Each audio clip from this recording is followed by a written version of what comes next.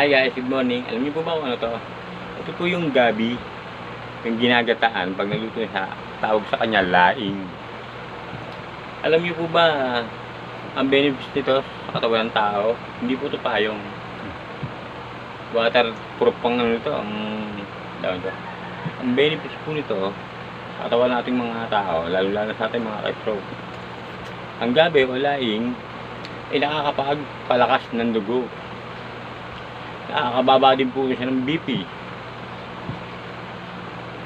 Nakakapagpalakas din ng ating buto. Yan guys, tandaan nyo ha. Nakakalinis din yan ng ating bituka.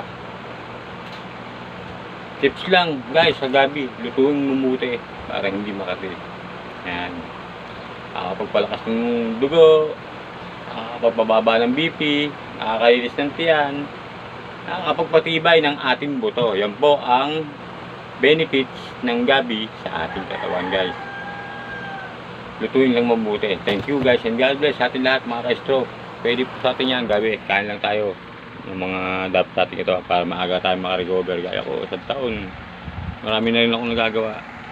Thank you guys and I love you all sa mga ka-stroke.